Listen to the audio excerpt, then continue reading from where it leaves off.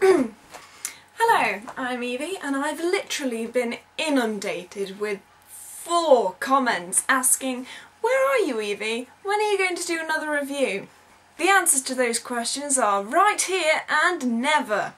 Or at least they were until the BBC treated us to its week-long sci-fi extravaganza that was Torchwood, Children of Earth. I want to start by praising this miniseries because, dear God, in some places it was so good that I could barely breathe. Some of the performances by the guest cast, who might as well have been the main cast for all the Torchwood team actually managed to achieve, but some of the guest performances were just outstanding. Peter Capaldi stole the show as Frobisher.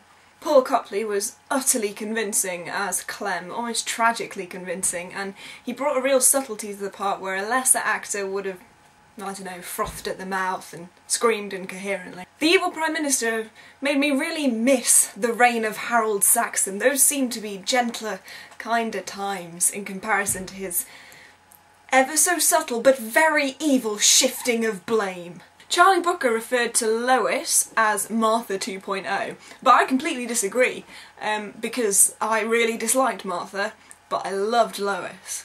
She wasn't forced on the viewer as this brave, spunky heroine. She was a real person in real danger, and I really enjoyed her performance and I was rooting for her throughout. And I don't think anyone can really argue with me. Well, you can argue with me, but I'm likely to either ignore you or pull childish faces or just tell you that you're wrong when I say that the writing and direction was truly incredible. The BBC were right to take a leap of faith with Torchwood Series 3 because even though it was on every night for a week, it had me gripped throughout for 5 nights in a row, which is a huge achievement. I mean, Neighbours has never done that. No, it was fantastic television, almost perfectly executed. But, and you all knew there was going to be a but, it left me with a bad taste in my mouth. For those of you familiar with TV Tropes, which is a website, you might want to pause this video and just go there and look up "It Got Worse." For those of you unfamiliar with TV Tropes, you might not want to look that up because you'll never see your family again. It Got Worse is basically the idea that there is a terrible occurrence in a show and it seems like it may be the end of the world, which sometimes in Torchwood and Doctor Who, all the time, it pretty much is. And then it got worse. Even if you just read the Wikipedia page on it, you'll realise that this was a 5-day bombardment of It Got Worse. Firstly, day 1, the destruction of the hub. This brilliantly incapacitated the team and uprooted the viewer's sense of sanctuary, which was great. It was a bold and rather brilliant move, which could have been put to excellent use at the start of a full season. I mean, imagine if that had happened at the start of Series 2. The team being so exposed and vulnerable and out of their comfort zone might have been explored a lot better if it wasn't the start of a whole chain of upset.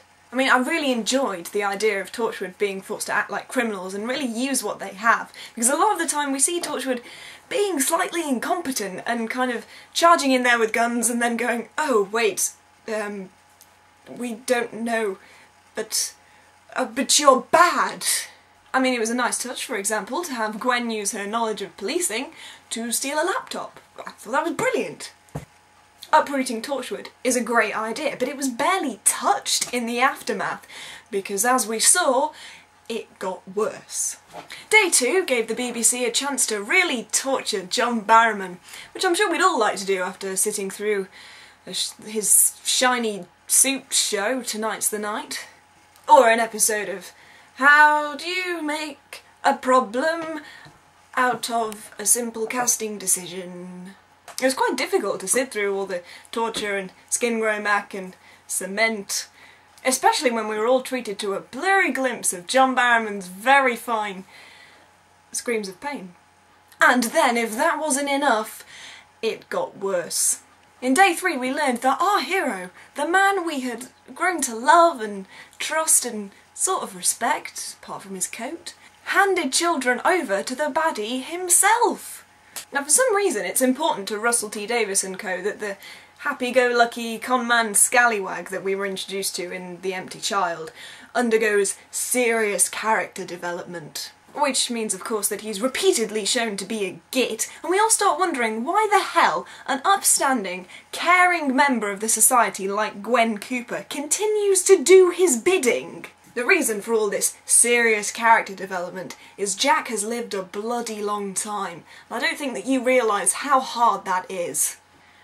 I'm sorry, but my great-nana lived until she was 103, and as far as I'm aware, she never resorted to child sacrifice. And then it got worse.